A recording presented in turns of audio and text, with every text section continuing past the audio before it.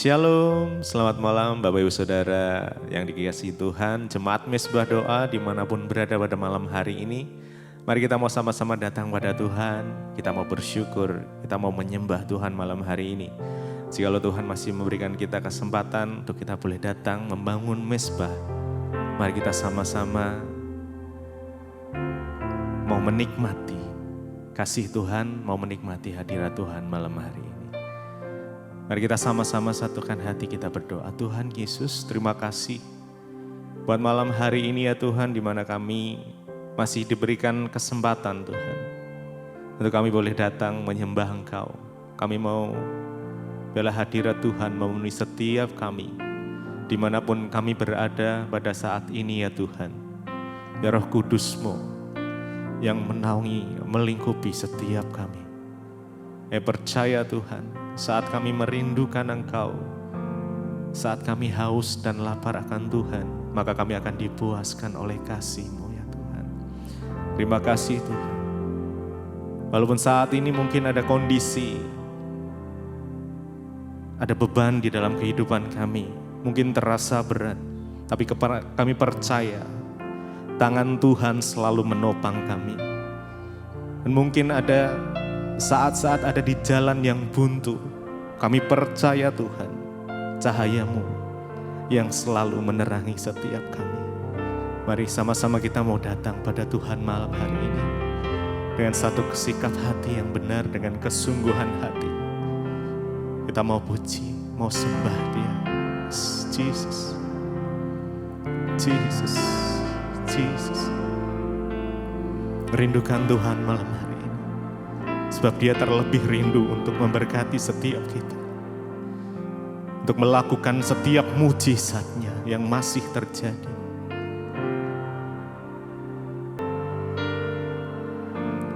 Haleluya. Mari sama-sama. Ketika hidup terasa berat, tangan-Mu Tuhan selalu menopangku. Amin. Terima kasih Tuhan. Di saat jalan terasa buntu, cahaya-Mu Tuhan selalu terangi kami, selalu terangiku. Mari dengan segenap hati kita, mujizat-Mu amin. Amin. Kami percaya Tuhan Yesus. Tiap hari selalu terjadi mujizat-Mu masih terjadi setiap hari. Setiap hari selalu terjadi mujizat-Mu masih terjadi tiap hari selalu terjadi. Amin, amin. Mujizat-Mu masih terjadi setiap hari selalu terjadi. Mari lebih lagi, mujizat-Mu masih terjadi. Kami percaya Tuhan bahwa mujizat-Mu masih terjadi. Selalu terjadi mujizat-Mu masih terjadi setiap hari selalu terjadi.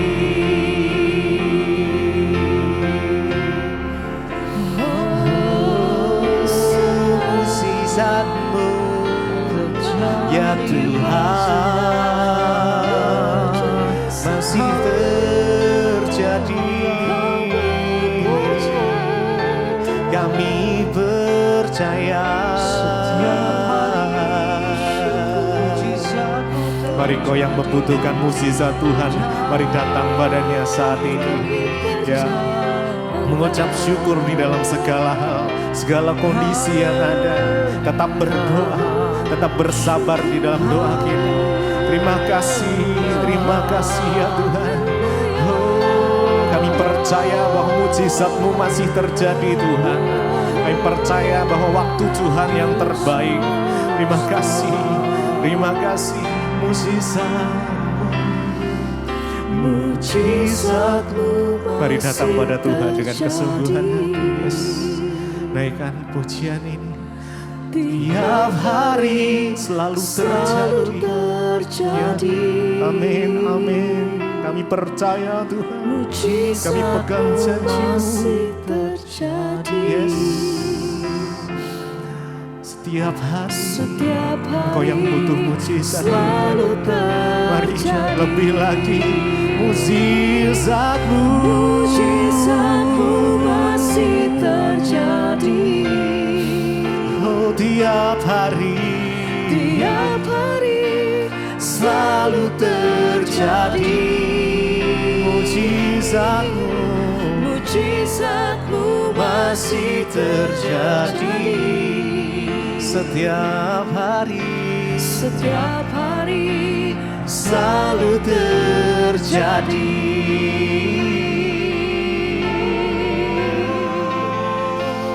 Yang kami percaya,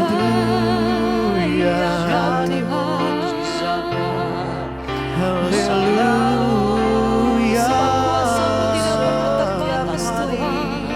Kau selalu bekerja dalam hidupku.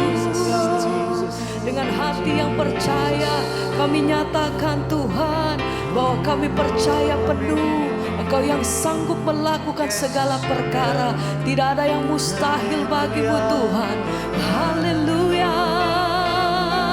Dengan iman sama-sama kami katakan, Yang membelah laut, yang teduhkan badai, ya Tuhan, yang mustahil kami percaya penuh di dalam nama Tuhan Yesus. Karena Engkau sanggup melakukan segala perkara. Allah yang sanggup melakukan, yang membelah lautan, Dia Tuhan yang sama, yang melakukan pekerjaan dan mujizat dalam hidup kami. Amin Tuhan. yang membelah laut, yang teduhkan badai, yang mustahil pun terjadi.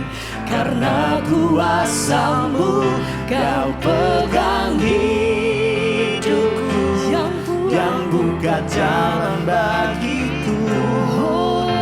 Kau membuat mujizat sejati. Sekali lagi bersama kami katakan, Yang membelah Tuhan, ini setiap pernyataan kami malam hari ini, kami mendapatkan setiap pengharapan kami hanya di dalam nama-Mu Tuhan. Sebab hati kami percaya penuh, kami punya Tuhan yang besar, kami punya Tuhan yang dahsyat. Engkau sanggup melakukan, yang buka jalan bagiku. amin.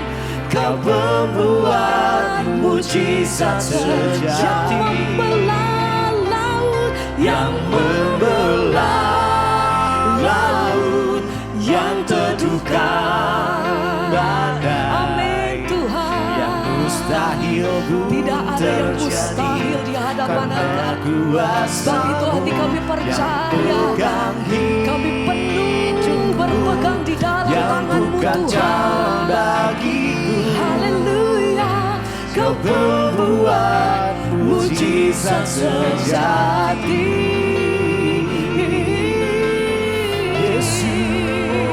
Yesus, Kau sumber Sebab kuasa kasih-Mu tidak pernah berhenti sampai hari ini Tuhan. Kuasa-Mu nyata memulihkan, menyembuhkan, membawa setiap hati kami lebih dalam mengenal Engkau, menerima mujizat lebih mujizat dalam hidup kami. Dengan hati yang teguh kami mau nyatakan, satu-satunya yang kami sembah dalam hidup kami hanya di dalam nama Tuhan Yesus. Sekali lagi bersama-sama kami nyanyikan pujian kami.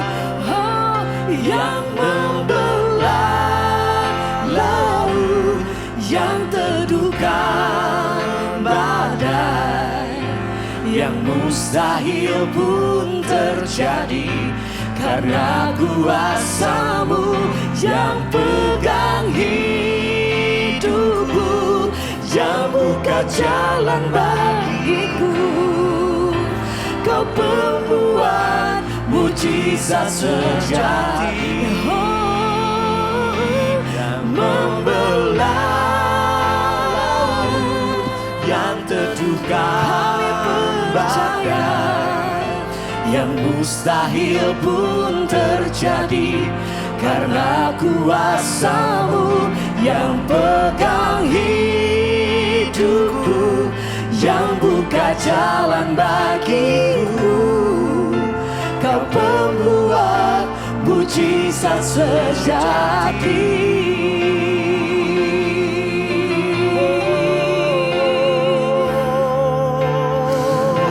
Yesus, Kau sumber mujizat kami Tuhan. Sebab itu kami percaya kepadamu ya Tuhan. Kami menaruh iman kepercayaan kami sepenuhnya kepadamu. Yesus Tuhan, karena kami tahu dan kami percaya bagimu tidak ada yang mustahil ya Tuhan. Bagimu tidak ada yang tidak mungkin ya Tuhan. Sebab itu kami percaya kepadamu Tuhan. Mari umat Tuhan sama-sama kita nyanyikan dan nyatakan imanmu kepada Tuhan. Bagi Tuhan, bagi Tuhan tak ada yang mustahil. Bagi Tuhan tak ada yang bagimu tidak ada yang mustahil ya Tuhan. Oh Jesus, disediakan bagiku. Amin. Ku diangkat dan hidup kami dipulihkan, hidup kami dipenuhi dengan mujizat-Mu ya Tuhan. Kami alami mujizat-Mu malam ini Yesus Tuhan. Bagi Tuhan tak ada yang tak mungkin. Mujizatnya disediakan bagiku. Ku diangkat. Mari terus bangun kepercayaanmu kepada Tuhan. Saudara katakan, bagi Tuhan tak ada yang mustahil. Bagi Tuhan tak ada yang tak mungkin. Dan kami percaya mujizat-Mu tersedia bagi kami semua ya Tuhan. Sekali lagi saudara, dengan imanmu kepada Tuhan yang penuh kepada Tuhan. Bagi Tuhan tak ada yang mustahil. Bagi Tuhan tak ada yang tak mungkin. Mujizatnya tersedia bagi kami. Ku diangkat dan dipulihkannya. Engkau memulihkan hidup kami Tuhan. Terima kasih Yesus Tuhan. Iman kami, kepercayaan kami hanya kepadamu Tuhan. Karena bagi Engkau, Engkau Allah yang sanggup melakukan segala perkara. Engkau Allah yang sanggup melakukan mujizat-Mu ya Tuhan. Dan Engkau Allah yang luar biasa. Engkau Allah yang dahsyat.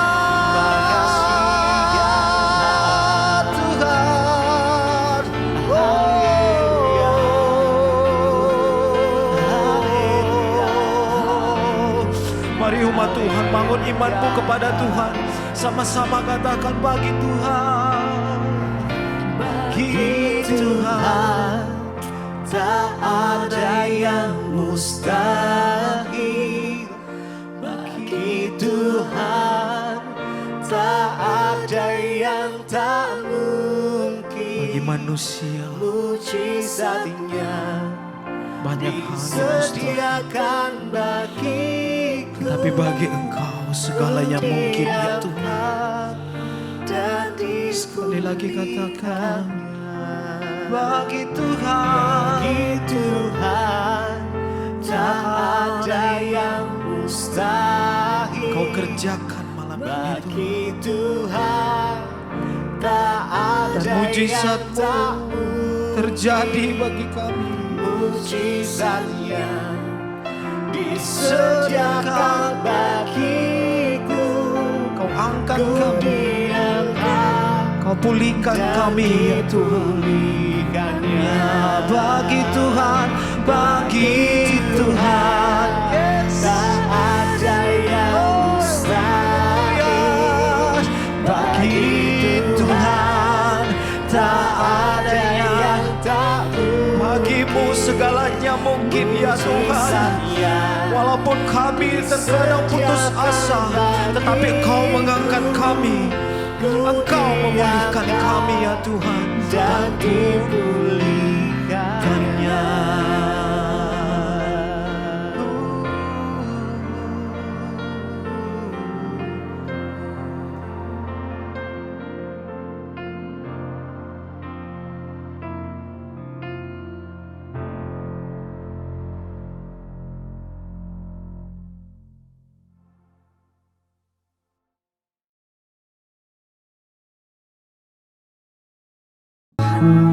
Dalam setiap perbuatan, dalam setiap yang kami lakukan, sungguh-sungguh mencerminkan bahwa itu adalah sebuah sikap penyembahan kami.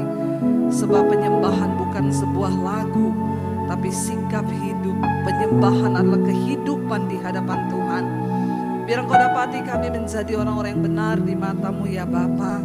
Kami tidak perlu mencari pembenaran manusia, tapi kami ingin dinyatakan benar di hadapan Tuhan. Sebab kebenaran Tuhan itulah yang sejati. Urapi setiap kami, urapi hamba-Mu yang tidak ada apa-apanya. Kami buka hati bagi firman Tuhan. Sama-sama kita katakan di dalam nama Yesus. Amin, amin, amin. Silakan duduk Bapak Ibu yang terkasih. Shalom. Bagaimana kabarnya hari ini? Luar biasa, saya mengucapkan pertama-tama terima kasih buat Bapak Gembala, Pak Samuel dan juga Ibu yang sudah mempercayakan pelayanan ini kepada kami. Ya, kita kembali berjumpa ya, yang dulu kayaknya tahun lalu ya Pak ya. Setahun sekali jatahnya ya, haleluya. Ya saudara, ya kita ini berkata kita menyembah Tuhan, tapi penyembahan yang sesungguhnya itu bukan sekedar lagu tapi sikap hidup kita. Ya, dan saya percaya ada berkat Tuhan bagi orang yang mau sungguh-sungguh hidup benar di hadapan Tuhan. Coba kita baca dulu Mazmur 5 ayat yang ke-12 ya. Mazmur 5 ayat yang ke-12 berkata, kita akan lihat bersama, ya kita baca bersama dengan suara yang keras dan imani di dalam hatimu. Katakan 1, 2, 3. Sebab Engkaulah yang memberkati orang benar ya Tuhan. Engkau memagari dia dengan anugerah-Mu seperti perisai. Ya, baca sekali lagi. Sebab Engkaulah yang memberkati orang benar ya Tuhan. Engkau memagari dia dengan anugerah-Mu seperti perisai. Siapa yang mau diberkati Tuhan? Siapa yang mau hidupnya dipagari dengan anugerah? Luar biasa gak Bapak Ibu? Pagarnya bukan kawat duri. Kalau sekarang orang bangun rumah, pagarnya tinggi, tembok-tembok dikasih pecahan botol karena takut nanti maling masuk, orang jahat masuk. Itu pagar yang dibuat manusia. Tapi Alkitab berkata kalau kita menjadi orang benar, yang memagari kita adalah anugerah Tuhan. Kalau pagarnya tembok tinggi, kawat duri, dikasih pecahan botol, tetap masih bisa tembus maling enggak? Bisa, ya. Sekuat apapun kita berusaha memagari hidup kita, Nggak akan pernah bisa lolos dari yang namanya malapetaka atau apapun. Tetapi kalau Tuhan yang memagari hidup kita dengan anugerahnya, sebaliknya orang mau berbuat jahat sejahat apapun pada kita, maka berkat Tuhan menjadi milik kita. Tapi syaratnya di sana dikatakan, sebab engkaulah yang memberkati orang benar. Syaratnya harus menjadi orang. Ayat ini ditulis oleh Daud, ya. Saudara, Daud itu ya luar biasa. Saudara yang mengikuti mesbah doa, kita sedang membahas sekarang di Samuel tentang kisah hidup Daud. Ya, dan saya juga sangat diberkati. Selama hidup Daud, ada dua musuh terbesar Daud. Bukan orang Filistin, bukan orang Amalek. Siapa musuh terbesar Daud di dalam hidupnya? Yang pertama adalah Raja Saul, Raja Israel sendiri. Ya, itu musuh terbesarnya. Dia mau bunuh Daud, lari, Daud bersembunyi, hidup Daud terlunta-lunta. Karena musuh yang pertamanya adalah Raja Israel, saudaranya sendiri, orang yang dibelanya, yang Daud kalahkan Goliat sehingga bangsa Israel tidak jadi ya dikalahkan oleh orang Filistin. Yang pertama Raja Daud. Musuh yang kedua yang sangat berat bagi Daud siapa? Anaknya, yaitu Absalom, anaknya sendiri. Memang Bapak Ibu, kita kalau musuhan dengan orang lain ya yang tidak ada hubungan apa-apa, itu lebih gampang. Makanya saya tuh enggak pernah layani orang kepahitan. Bu, doakan saya kepahitan. Sama siapa, Bu? Sama sopir angkot. Belum pernah ada, saudara. Ya, atau saya kepahitan, Bu, sama siapa? Sama tukang sayur, Bu. Pahit saya, dia jual sayur busuk. Tidak pernah ada orang kepahitan sama sopir angkot, sama tukang sayur, sama tukang jual kelontong. Enggak ada. Orang kepahitan sama orang terdekat. Karena yang sangat menyakitkan itu ketika kita ini disakiti atau dimusuhi oleh orang terdekat. Musuh terbesar Daud dalam hidupnya itu cuma dua ini. Kalau melawan orang Filistin, melawan orang Amalek, Daud siap maju membunuh. Tapi melawan dua orang ini masalahnya Daud tidak bisa membunuh. Saudara, Daud itu teruji sebagai orang benar di hadapan Tuhan. Kenapa? Karena ujian dua ini. Ketika akhirnya Daud menang dalam pertempuran melawan Goliat, Israel mengeluk-elukkan Daud. Dia diangkat jadi raja, jadi panglimanya Raja Saul, dijanjikan mau dikasih istri sebagai anaknya Raja Saul akan dapat istri Daud. Ya, tetapi apa yang terjadi ketika orang memuji-muji Daud, Saul iri, dan iri hatinya itu yang besar kepada Daud sehingga dia berusaha untuk membunuh Daud. Daud salah apa, saudara? Masalah orang iri sama kita itu kan bukan salah kita, iya enggak? Itu kan masalah dia kan? Orang dia yang iri, saya ini enggak ngapa-ngapa loh, tapi kok ada orang iri ya sama kita ya? Saudara enggak usah tanya kenapa ya, ya memang ya itu urusannya dia memang yang iri. Dan Daud itu masalahnya, kenapa Daud teruji sebagai orang benar? Kita lihat dulu Bapak Ibu. Ya, ketika Daud punya kesempatan untuk membunuh Saul, ya apa yang dia lakukan, saudara? Ya, kita baca 2 Samuel, ya kita baca dulu 1 Samuel 26. Ya, hari ini namanya Pak Samuel banyak disebut. 1 Samuel 26 ayat yang ke-8 sampai dengan ayat yang ke-11 kita akan baca. Ya, kenapa Daud terbukti sebagai orang benar dan Tuhan menyertai dia? Ya, ketika Raja Saul terus mengejar Daud, waktu pertama kali Daud punya kesempatan untuk bunuh Saul. Pada waktu itu dia tertidur juga di gua, lalu Daud mendekati, ya Daud cuma potong ujung jubahnya Saul. Dan besokannya Daud teriak sama Saul, "Hai Raja, aku sebenarnya punya kesempatan untuk membunuh engkau. Lihat, ujung jubahmu sudah aku potong. Berarti aku sudah ada di sampingmu tanpa engkau sadari. Aku punya kesempatan untuk membunuhmu, tapi tidak kulakukan." Yang kedua, Daud punya kesempatan kedua untuk membunuh Saul. Kita baca bersama 1 Samuel 26 ayat 8 dan 9. 1, 2, 3. Lalu berkatalah Abisai kepada Daud, pada hari ini Allah telah menyerahkan musuhmu ke dalam tanganmu. Oleh sebab itu izinkanlah kiranya aku menancapkan dia ke tanah dengan tombak ini, dengan 1 tikaman saja. Tidak usah dia kutancapkan 2 kali. Tapi kata Daud kepada Abisai, jangan musnahkan dia, sebab siapakah yang dapat menjamah orang yang diurapi Tuhan dan bebas dari hukuman? Ayat yang ke-10, lagi kata Daud, demi Tuhan yang hidup, niscaya Tuhan akan membunuh dia, entah karena sampai ajalnya dan ia mati, entah karena ia pergi berperang dan hilang lenyap di sana. Kiranya Tuhan menjauhkan daripadaku untuk menjamah orang yang diurapi Tuhan. Ambillah sekarang tombak yang ada di sebelah kepalanya dan kendil itu, dan marilah kita pergi. Waktu yang kedua, Saul terus mengejar Daud, saudara. Diajak semua prajuritnya. Daud ini melarikan diri, saudara. Aduh, saudara bisa bayangkan ya. Daud itu lari tidak enak, saudara. Dia bersembunyi di gua-gua, dia bersembunyi di padang gurun, itu melarikan diri dalam keadaan ketakutan. Dan ada kesempatan loh, ada kesempatan untuk dia bisa bilang, sudahlah saya akhirilah semua cerita ini ya. Aku yo pengen hidup tenang. Ya, sampai kapan aku seperti ini dikejar-kejar Saul? Ada kesempatan pertama, tapi Daud tidak ambil itu.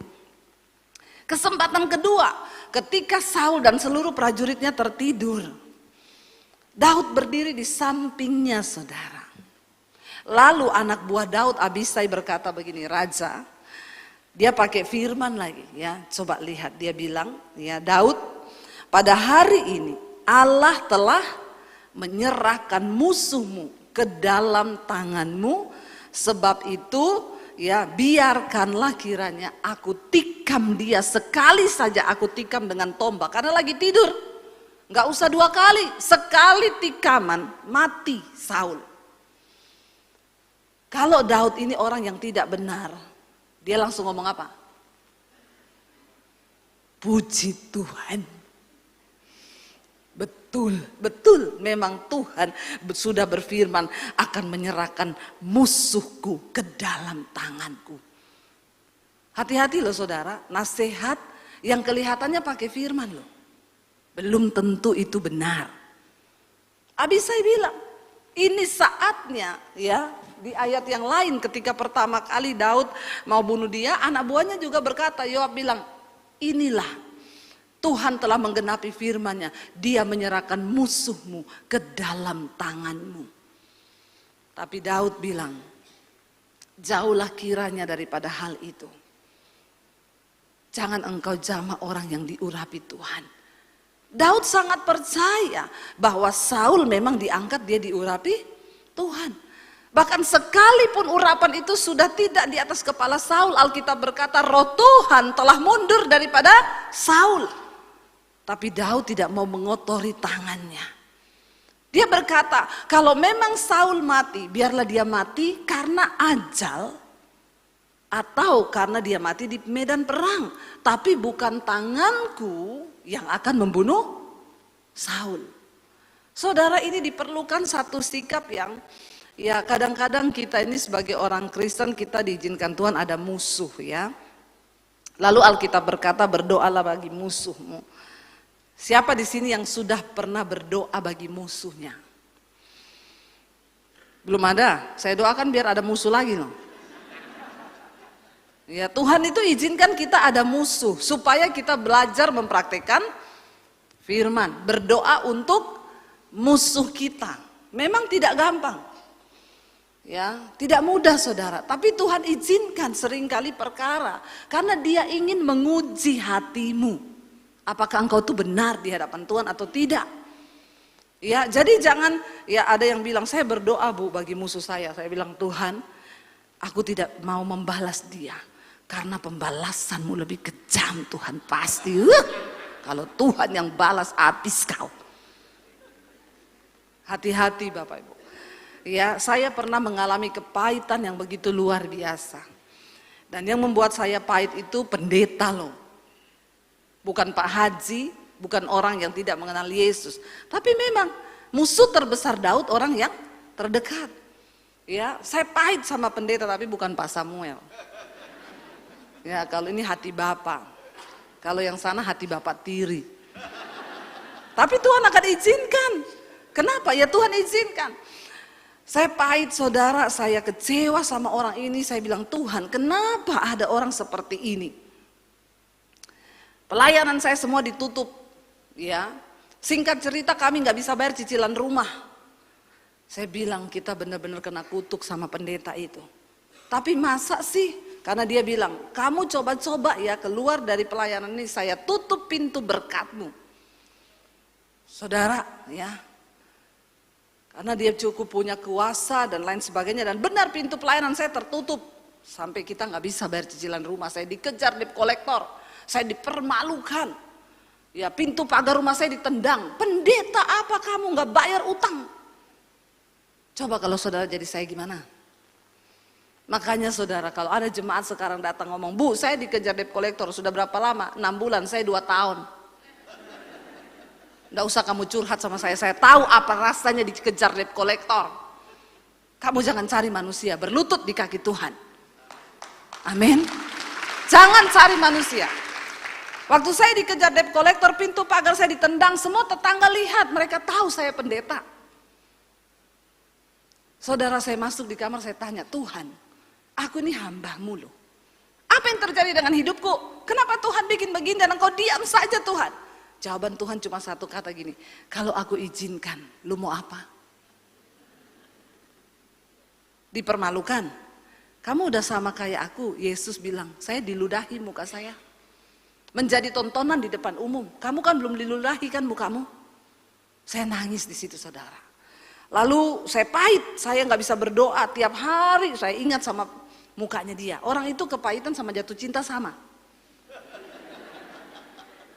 Ya, aku mau makan, ingat dia. Aku mau minum, ingat dia. Aku mau ingat dia. Ya, di toilet pun saudara ingat dia. Jadi saudara, ya sama emosinya itu yang beda. Yang kalau jatuh cinta itu emosinya berbunga-bunga, tapi kalau kepahitan itu emosinya pahit. Saya nggak bisa berdoa, akhirnya juga jadi emosi, benar nggak? Orang tuh kalau kepahitan tuh bawaannya mau marah, emosi, istri nggak salah dimarahin, anak nggak salah dimarahin, karena kita nih lagi sakit jiwa. Jadi orang yang kepahitan tuh sama dengan orang sakit. Pastikan kanan kirimu tidak ada yang sakit jiwa. Kenapa? Karena dalam jiwa manusia itu ada pikiran, perasaan, dan kehendak. Saudara, saya lagi di dapur masak, ya. Saya lagi masak, saya itu kalau kepahitan ya kita ngulek sambel, cabe.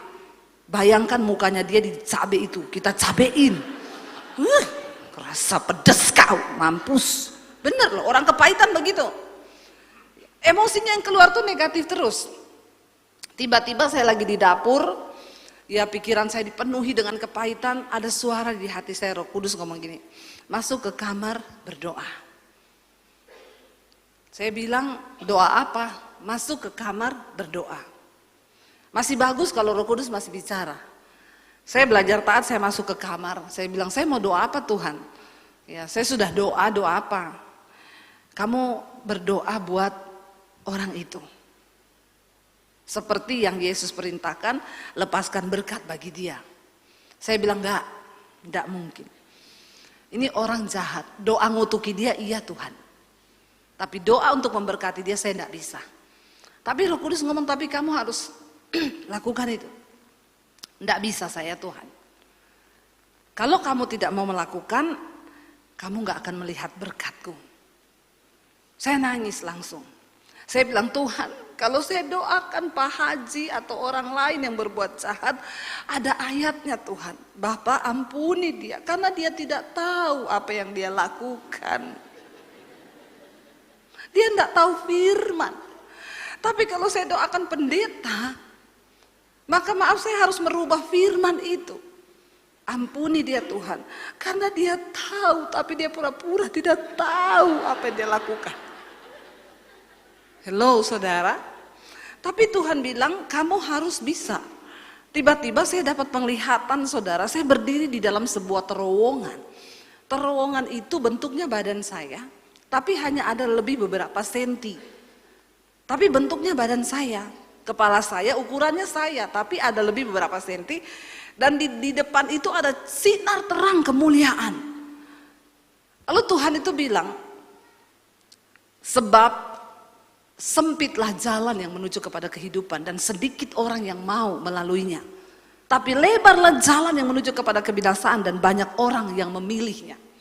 Saya dulu pikir ayat itu hanya jalan kecil dan jalan lebar. Ternyata itu bentuknya terowongan dan ukurannya itu ukuran kita masing-masing. Saya nggak bisa pakai terowongannya Pak Samuel nggak bisa pakai terowongan saya. Itu yang firman Tuhan bilang, Allah itu tidak pernah membiarkan engkau dicobai melampaui batas kekuatanmu. Kita ini semua punya terowongannya masing-masing. Dan kita harus melewati. Jadi saya harus melewati terowongan itu dengan tangan ke bawah begini, muka lurus ke depan, nggak boleh lihat kanan kiri. Saya harus jalan pelan-pelan, nggak boleh gerak, kalau nggak saya kejepit mati. Seperti itu Tuhan mengibaratkan ketaatan penuh kepada firman. Supaya kita ini bisa menjadi orang benar di mata Tuhan. Saya nangis di situ, saya bilang, Tuhan saya nggak mampu mengampuni dia. Terlalu jahat orang ini Tuhan. Tapi karena Engkau yang menyuruh. Mampukan saya Tuhan. Karena firman Tuhan berkata, apa yang tidak sanggup Engkau lakukan karena keterbatasanmu sebagai manusia, itu akan dilakukan oleh Allah di dalam dirimu. Kuncinya kita cuma mau, nanti Tuhan yang mampukan. Jadi saya bilang, mampukan saya Tuhan, saya mau, tapi saya tidak mampu. Akhirnya saya mulai nangis di situ, bercucuran air mata, lalu saya mulai sebut namanya. Aku memberkati dia Tuhan. Mulai terjadi perubahan saudara, yang tadinya satu hari kan 24 jam. Satu hari 24 jam, hanya 24 jam, tapi saya ingat dia satu hari 50 kali. Berarti setiap setengah jam dia muncul di otak saya dan iblis ngomong, jahat ya orang ini. Sebelum saya melepaskan pengampunan saya bilang, iya jahat memang, dasar lu terkutuk kau. Tapi waktu saya sudah melepaskan pengampunan, dia muncul mukanya. Saya bilang, dalam nama Yesus aku mengampuni engkau. Saudara, kita itu mengampuni bukan untuk kebaikan dia aja, untuk kebaikanmu, karena itu penawar racun kepahitan. Amin. Makanya Yesus berkata begitu. Akhirnya sehari 24 jam turun, sehari mulai cuma 30 sehari, akhirnya mulai jadi setiap hari saya terus kalau iblis ingetin dia. Iblis itu kerjaannya mengingatkan, apalagi yang buruk-buruk. Iblis ingetin, jahat ya orang ini ya, padahal dia pendeta loh, kenapa dia berbuat begitu sama kamu? Dulu saya bilang, dasar, pahit. Tapi ketika saya sudah lepaskan pengampunan, saya bilang, dalam nama Yesus aku lepaskan pengampunan. Dulu kalau ingat jengkel, sampai terakhir ingatnya sehari sekali tok. Dan ketika ingat dia, saya tersenyum. Terima kasih Tuhan, lewat dia aku bisa belajar tentang pengampunan. Amin saudara. Dan ketika saya lulus, apa yang terjadi? Rumah saya lunas, bukan cicil lagi per bulan. Lunas, Tuhan bikin mujizat. Sering kali berkat Tuhan itu terhalang. Karena kita ini nggak mau taat menjadi orang benar. Daud punya kesempatan untuk membunuh Saul, tapi dia tidak mau mengotori tangannya. Orang benar yang pertama, jaga hidupmu, jaga hatimu, jangan kotor di hadapan Tuhan. Kalau ada dosa hari ini, buang semua itu. Daud melakukan sebuah kesalahan besar dalam hidupnya. Ketika dia berselingkuh dengan istri Uria, yaitu Betseba, dan dia membunuh Uria di medan pertempuran. Tetapi dia hidup kemudian dalam penyesalan yang begitu luar biasa. Semua orang punya kesalahan. Terlalu sempurna Daud kalau dia nggak bikin salah. Dia bikin satu kesalahan tapi cukup itu dan dia bayar semua harganya. Dan Daud lulus sebagai orang benar di hadapan Tuhan. Ya, jangan biarkan tanganmu cemar, jangan biarkan hatimu cemar supaya engkau terbukti benar di hadapan Tuhan. Jangan cari pembenaran manusia, tapi cari pembenaran Tuhan. Jangan cari muka sama manusia, cari muka sama Tuhan, katakan. Kita cari muka sama manusia kita kecewa, tapi kalau kita cari muka sama Tuhan, ini aku loh Tuhan, biar engkau dapati aku benar, ubah hidupku. Tuhan yang menentukan kebenaran kita, saudara. Nggak usah dengar kata-kata orang, nggak usah percaya pada omongan orang. Sebab Tuhan tahu siapa milik kepunyaannya. Tuhan tahu siapa milik kepunyaannya. Percuma kita mau pencitraan, kalau Tuhan lihat hidupmu tidak benar, ya maka bukan berkat yang engkau terima, tapi kutuk. Yang kedua, saudara, akhirnya singkat cerita, ketika itu kita baca ya di sana, Daud akhirnya berkata, biar dia mati karena pedang. Akhirnya Daud berteriak dari lembah ke lembah, dia bilang, Saul, ya bangun. Dia bilang, aku membawa tombak dan lembingmu. Artinya apa? Hari ini nyawamu berharga di mataku. Aku tidak membunuh engkau. Lalu Saul menjadi sadar dan berkata, aku telah berdosa di hadapan Allah. Biarlah Tuhan mengampuni aku, tapi mulai hari ini, kata Saul, aku tidak lagi akan mengejar dan membunuh engkau. Karena 2 kali sudah aku berhutang nyawa kepadamu. Akhirnya Saul pergi, saudara tahu kisahnya. Lalu Saul diserbu oleh orang Filistin dan Saul mati bunuh diri. Dia letakkan pedangnya di tanah. Dia suruh anak buahnya Abner untuk bunuh aku. Karena Israel terpukul kalah oleh orang Filistin. Dia bilang, aku tidak mau ditangkap oleh orang Filistin. Mereka pasti akan menyiksaku. Bunuh aku dengan pedangku. Tolong bunuh aku. Prajuritnya tidak mau. Dia bilang, Raja, jauhlah dari tanganku untuk membunuh engkau, Rajaku. Tolong bunuh aku. Tapi prajuritnya gak mau. Lalu Saul menancapkan tombaknya, pedangnya di tanah. Lalu dia menjatuhkan diri di atas pedangnya sendiri. Dan dia mati. Tidak usah kita yang berperang. Jangan kotori tanganmu.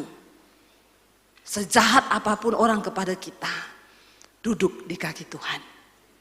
Amin, saudara. Maka Tuhan akan bela. Pastikan hatimu tidak tercemar. Pastikan tanganmu tidak tercemar. Lalu ketika akhirnya Saul mati, Daud duduk di kursi kepemerintahan. Dia diangkat Tuhan menjadi raja. Dia berkuasa atas Israel. Apa yang Daud lakukan sehingga dia terbukti benar di hadapan Tuhan, saudara? Ya, kita lihat ya, ketika Daud akhirnya diangkat oleh Tuhan menjadi raja, dia tidak ya membalas lagi Saul. Bahkan ketika Saul hidup pun ya, Daud tidak pernah berniat untuk membunuh Saul. Yang kedua, saudara, kita baca bersama 2 Samuel pasal yang ke-9. Waktu Daud sudah menjadi raja, ya. Waktu Daud sudah menjadi raja, Daud melakukan ini, saudara. Mari kita lihat ya, supaya engkau terbukti benar di hadapan Tuhan. 2 Samuel pasal yang ke-9, ayat yang pertama mulai. Waktu Daud sudah menjadi raja, dia berkata begini, baca bersama. Berkatalah Daud, masih adakah orang yang tinggal dari keluarga Saul? Maka aku akan menunjukkan kasihku kepadanya oleh karena Yonatan. Daud ingat kepada Yonatan anak Saul, ya. Lalu ayat yang berikutnya kita lihat bersama, ayat yang kedua. Adapun keluarga Saul mempunyai seorang hamba yang bernama Siba. Ia dipanggil menghadap Daud. Lalu raja bertanya kepadanya, engkaukah Siba? Jawabnya, hamba tuanku. Ayat yang ketiga. Kemudian berkatalah raja, tidak adakah lagi orang yang tinggal dari keluarga Saul? Aku hendak menunjukkan kepadanya kasih yang dari Allah. Lalu berkatalah Siba kepada raja, masih ada seorang anak laki-laki Yonatan yang cacat kakinya. Ayat yang keempat, tanya raja kepadanya, di manakah ia? Jawab Siba kepada raja, dia ada di rumah Makir bin Amiel. Ayat yang kelima, ya sesudah itu Raja Daud menyuruh mengambil dia dari rumah Makir bin Amiel dari Lodebar. Ayat yang keenam, dan Mephiboset bin Yonatan bin Saul masuk menghadap Daud. Ia sujud dan menyembah. Kata Daud, Mephiboset, jawabnya, inilah hamba tuanku. Ayat yang ketujuh. Kemudian berkatalah Daud kepadanya, janganlah takut, sebab aku pasti akan menunjukkan kasihku kepadamu oleh karena Yonatan ayahmu, dan aku akan mengembalikan kepadamu segala ladang Saul nenekmu, dan engkau akan tetap makan sehidangan dengan aku. Bapak Ibu, kenapa Daud itu akhirnya terbukti benar waktu dia sudah duduk di kursi kepemerintahan raja. Ya, dia tidak ada sedikit pun niat jahat terhadap keturunan Saul. Dia panggil orang cari tahu, masih ada enggak keturunannya Raja Saul? Aku ingin menunjukkan kasih yang dari Allah. Akhirnya ditemukanlah satu yang namanya Mephiboset, ini anaknya Yonatan, dia cacat kakinya. Ya, lalu akhirnya saudara dia panggil Mephiboset datang ke istananya, dan Alkitab dengan jelas berkata Daud mengembalikan segala tanah-tanah milik Raja Saul. Semua kebun anggurnya, semua harta milik Saul dikembalikan kepada Mephiboset. Dan dia hidup bahagia dengan keluarganya. Bahkan Daud berkata, mulai hari ini engkau akan tetap makan sehidangan dengan aku. Wow Bapak Ibu, banyak orang ketika disakiti, kepahitannya itu 7 turunan. Ya pokoknya sampai turunan berikutnya, saya tidak akan pernah mengampuni dia. Tapi hari ini kita belajar. Kenapa? Daud diberkati Tuhan dan dia dipagari dengan anugerah dan rahmat Tuhan. Kalau saudara mau melihat hidupmu dipagari oleh anugerah Tuhan, ya jangan pernah balas jahat dengan jahat, tapi kalahkanlah kejahatan dengan kebaikan.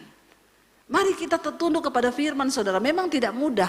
Saya itu kalau ketemu banyak orang Kristen ya, datang, bu saya itu kepahitan bu, oh itu mertua saya jahat, ipar saya itu jahat. Saya jawab begini, doakan. Mungkin mertuamu itu jahat sama kamu, saya bilang, karena kamu jarang kasih duit. Coba kalau dia makin jahat, kamu makin sayang. Kirimin makanan, kirimin roti, tapi jangan kasih sianida. Ya, kirimin dia, kasih duit. Saya percaya tidak ada kejahatan yang bisa kalah dengan kejahatan. Tapi karena kejahatan hanya bisa dikalahkan dengan kalau dia jahat sama kamu, itu artinya kamu kurang berbuat baik sama dia. Tidak ada amin. Tapi orang Kristen tuh ya kalau dinasihatin begitu Pak, jawabannya gini, enak aja, ibu ndak rasa. Saya bilang, kamu itu telepon saya untuk apa? Minta nasihat firman kan? Saya kasih nih nasihat firman. Ya iya tapi kan karena ibu ndak rasa, ya sudah kamu minta nasihat sama dukun sana.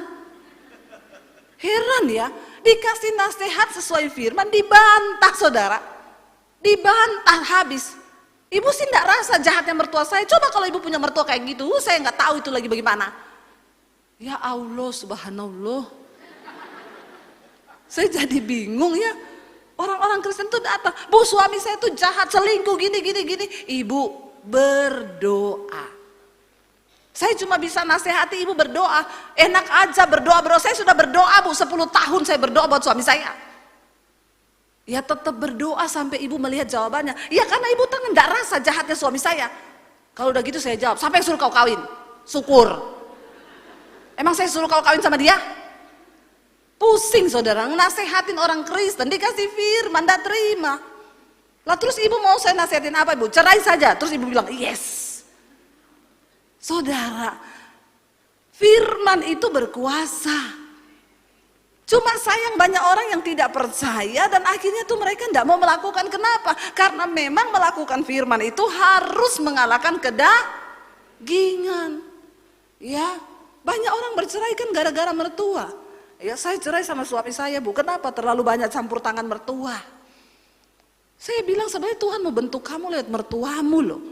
Kenapa kamu kalah memilih perceraian? Ya harusnya kamu berbuat baik sama mertuamu. Dia jahat kasih duit. Amin. Aminnya itu kok kayak berat ya. Jangan-jangan ngomong juga, ibu nggak tahu mertua saya. Ya udah beli tanaman ada yang lamanya lidah mertua. Itu kayak pedang, taruh di rumahmu. Kalau mertuamu datang bilang, bu ini tanaman namanya apa? Lidah mertua. Terus itu maumu maksudnya. Saudara, Ya kita belajar kenapa Daud itu memang menjadi orang benar itu tidak mudah, tapi berkatnya itu luar biasa. Masalahnya orang Kristen tuh semua mau berkatnya. Tadi tak tanya, siapa yang mau diberkati Tuhan? Angkat tangan. Siapa yang mau hidupnya dipagari oleh anugerah? Semua angkat tangan. Begitu tanya, siapa yang mau mengampuni mertua? Saudara, ya inilah kehidupan.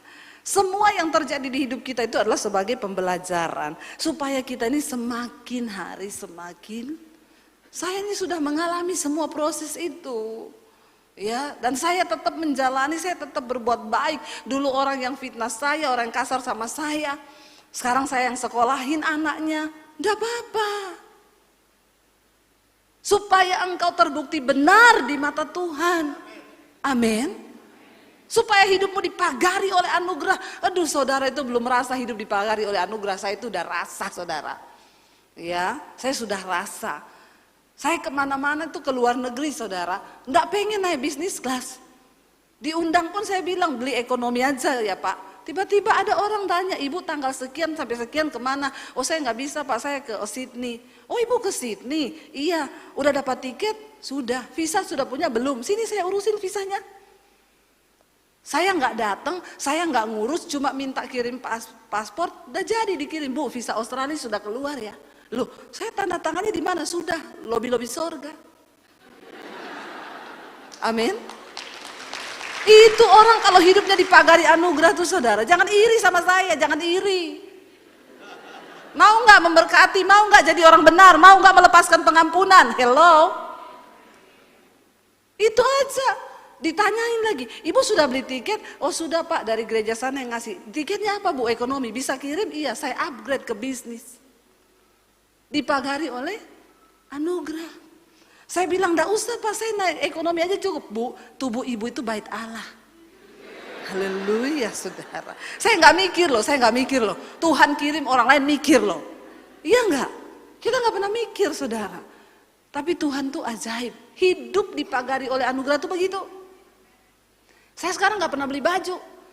Ibu sekarang di Zara ada keluar model baru. Ibu pergi ke sana ya, beli semua ya Bu, saya yang bayar. Anugerah tuh. Makanya jangan iri kalau lihat saya pakai baju bagus.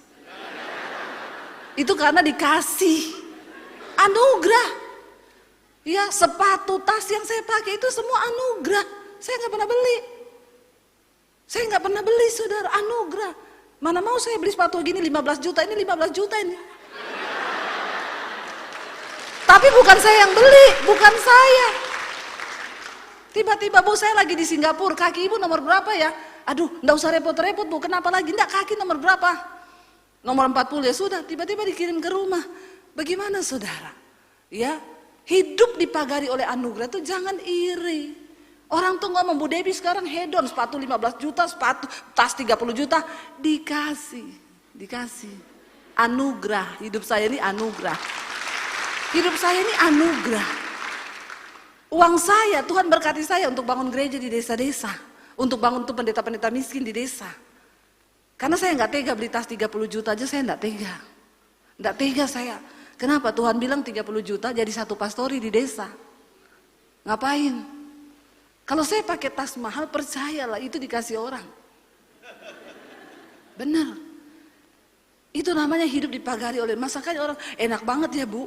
Iya, saya mau jalan-jalan ke Bali aja. Ibu sudah punya hotel mau ke Bali? Ya gampang lah, nanti di sana saya booking sendiri. Udah ya Bu, saya udah bookingkan. Mulia. Nggak main-main loh saudara. Kita tuh berjalan, hidup dipagari oleh anugerah tuh terjadi. Semua orang kepengen itu, tapi mau ndak engkau melakukan firman? Ketika engkau disakiti, lepaskan pengampunan. Ketika engkau punya kesempatan untuk balas, engkau tidak balas. Lalu yang terakhir, kenapa Daud itu dianggap berkenan di hadapan Tuhan? Saudara, ketika Saul sudah mati, Daud menjadi raja, dia melahirkan anak. Anaknya ini Absalom, memberontak terhadap dia. Pengen bunuh dia lari lagi dari kerajaannya. Bisa nggak sebagai raja dia bilang bunuh tuh anak saya, kurang ajar, bisa kan? Itulah yang membuat Daud itu musuh terbesarnya itu lagi Absalom. Kenapa? Dia tidak sanggup membunuh darah dagingnya sendiri. Daud memilih ngalah. Dia keluar dari istana, mereka melarikan di padang gurun, mereka menyeberangi sungai dengan para prajuritnya. Para prajuritnya juga gondok. Nih Daud ya, kebangetannya. Bisa kan dia bunuh anaknya satu itu tok? Tapi Daud tidak melakukan itu, dia lari. Ketika dia lagi dalam pelarian dari Absalom anaknya, saudara, lihat baca bersama, dia ketemu sama satu orang yang juga masih Saul ya. Kita lihat di sini 2 Samuel pasal yang ke-16.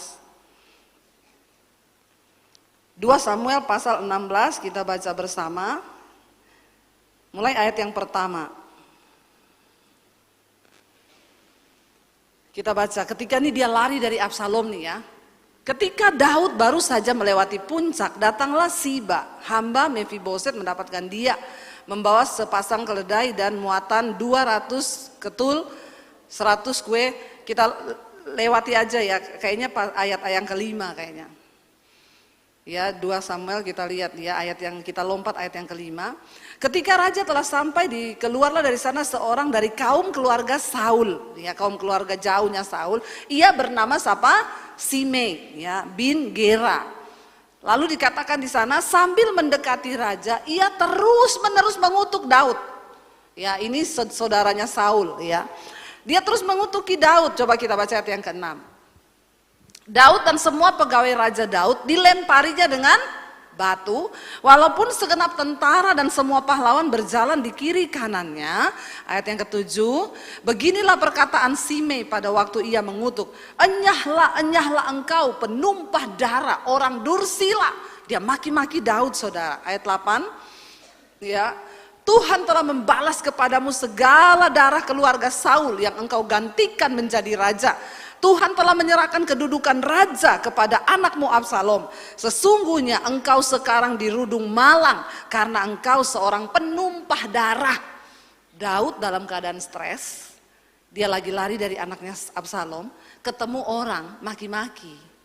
Saudara, engkau lagi stres, engkau lagi tertekan, ada masalah, ketemu orang maki-maki kau, ngutuki kau. Apa yang kau lakukan? Tertawakan dirimu sendiri. Ya, dikatakan di sana ayat yang berikutnya, ayat yang ke-9. Lalu berkatalah Abisai anak Seruya kepada raja prajuritnya Daud. Dia bilang apa? Mengapa anjing mati ini mengutuki tuanku raja? Izinkan aku menyeberang dan memenggal kepalanya. Prajuritnya aja jengkel. Lihat Daud dimaki-maki sama seorang perempuan. Ya, dia bilang ini anjing mati loh saudara. Ya, anjing mati itu udah nggak ada gunanya, udah anjing mati lagi, ya nggak? Ya, tapi anjingnya Pak Samuel sini masih hidup, jadi masih berguna. Saya turun dari mobil disambut, wik, ya, masih hidup, masih berguna anjing kalau masih hidup. Tapi anjing sudah mati tidak berguna, udah anjing mati lagi. Dia bilang, mengapa anjing mati ini mengutuki tuanku raja? Izinkan aku menyeberang, tak penggal kepalanya.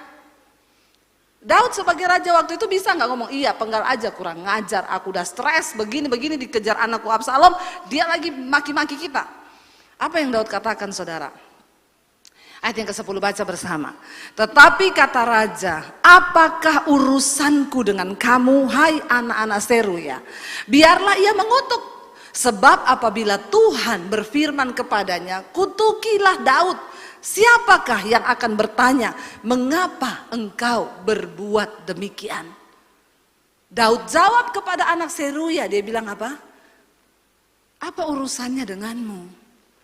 Kalau Tuhan yang memang menyuruh dia mengutuki aku, terus aku bisa buat apa? Kalau memang Tuhan yang berfirman kepadanya, kutukilah Daud. Siapa yang akan bertanya mengapa engkau berbuat demikian? Daud sangat percaya semua yang terjadi dalam hidupnya itu dalam kendali Tuhan. Jadi hari ini kalau saudara lagi dikutuki orang, bilang aja, ya siapa tahu memang Tuhan yang suruh dia mengutuki aku. Bagianku hari ini menjaga hatiku, menjaga sikapku agar aku tetap kedapatan benar di hadapan Tuhan. Tapi kita kan main ya, ketemu orang maki-maki kita, belum tahu dia. Belum tahu ya. Belum tahu ya kamu. Kamu kenal nggak sama bapak saya? Kagak. Oh ya udah kenalan dulu. Kita kan suka begitu. Daud, anak buahnya bisa. Daud langsung ngomong, iya menyeberang sana, penggal saja kepalanya. Ini orang nggak menghormati raja. Sering kali Tuhan akan izinkan kita direndahkan. Sering kali Tuhan akan izinkan hal-hal yang pahit menimpa kita. Tapi ingat, semua yang terjadi di hidupku itu adalah seizin Tuhan. Amin. Ya, makanya saya dulu waktu dipermalukan, saya ditelepon pengacara, Bu, saya tuntut itu pendeta ya. Dia sudah mencemarkan nama baik ibu. Diumumin di multimedia. Saya tuntut ya Bu, ibu ndak usah bayar saya. Saya bilang ndak usah Pak. Biar dia berurusan dengan Tuhan. Kalau Tuhan yang mengizinkan itu semua terjadi. Saya percaya Pak, semua yang terjadi di izin Tuhan dalam hidup saya itu seizin Tuhan. Kita mau apa kalau Tuhan yang izinkan? Engkau mau marah? Apa hakmu marah sama Tuhan? Hari ini saudara, mari biarlah kita kedapatan sebagai orang benar di hadapan Tuhan. Kita tahu pada akhirnya apa yang terjadi dengan Absalom. Ketika Absalom maju untuk melawan pasukannya Daud. Daud pesan kepada Yoab panglimanya, kamu maju berperang. Tapi satu, jangan kau bunuh Absalom. Jangan engkau berlaku kasar terhadap dia. Sebab aku mengasihi dia anakku. Tapi Yoab panglima Daud ini udah jengkel. Ini orang bikin masuk kita dalam masalah. Kita keluar masuk hutan gara-gara dia. Waktu maju peperangan, Absalom naik kuda, kesangkut kepalanya di dahan pohon. Kudanya lari sendiri, Absalom tergantung di pohon. Tuhan tuh selalu punya cara kok. Ya. Untuk menggantung kepala orang-orang itu di pohon. Tapi saudara enggak usah berdoa begitu, Tuhan gantung dia Tuhan. Enggak usah, ya. Ada selalu cara, percayalah kefasikan tidak akan pernah menang melawan kebenaran.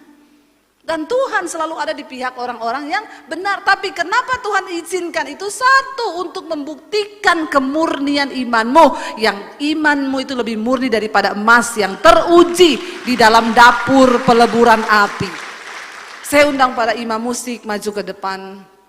Bapak Ibu, ya kita percaya tadi firman Tuhan berkata, kita baca kembali tadi Mazmur pasal yang kelima ayat 12 tadi, biar ini menjadi renungan kita, supaya kita mau melakukan. Baca lagi satu kali bersama-sama, 1, 2, 3.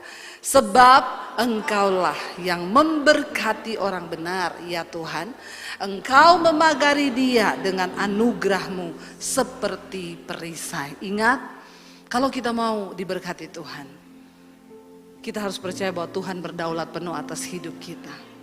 Bangkit berdiri bersama. Engkaulah Tuhan, Engkaulah Raja. Bilang pada Tuhan, berdaulat atas hidupku, ku berserah penuh. Engkaulah Tuhan, Engkaulah Tuhan, Engkaulah Raja, berdaulat atas hidupku, ku berserah. Mari angkat tanganmu saudara, percaya bahwa semua yang terjadi, Engkaulah Raja kami Tuhan, Engkaulah, yes. Katakan Tuhan, aku percaya Engkau berdaulat. Amin. Atas hidupku, ku berserah. Mari tutup matamu di dalam hadirat Tuhan. Percayalah apapun yang sedang kau alami hari ini itu seizin Tuhan. Tetaplah berespon dengan benar. Tetaplah percaya bahwa Tuhan yang berdaulat atas hidup kita. Tidak lama lagi saudara. Dia hanya mau melihat kesetiaanmu. Sebab cepat atau lambatnya doamu dijawab itu hanya tergantung dari ketaatanmu yang penuh kepada firman Tuhan. Bilang, Tuhan jagai hatiku supaya tidak tercemar. Jagai hidup kami supaya tidak ada tercemar oleh dosa apapun. Kami mau menjadi orang benar di hadapan Tuhan. Sebab tidak main-main. Firman-Mu berkata Tuhan memberkati orang benar. Dan membagari hidup kita dengan anugerah dan perisai. Tuhan mau engkau mengalami anugerahnya dalam hidupmu. Tapi seringkali dosa yang menjadi penghalang Tuhan bekerja. Hari ini nyatakan imanmu di hadapan Tuhan. Terimalah berkat dari Allah Bapa, cinta kasih dari Tuhan Yesus Kristus, penyertaan Allah Roh Kudus yang akan memenuhi hati dan hidupmu mulai hari ini, bahkan sampai kali yang kedua Tuhan Yesus datang menjemput kita. Namamu tercatat di dalam kitab kehidupan. Di dalam nama Tuhan Yesus yang percaya diberkati Tuhan, katakan bersama amin, amin, amin.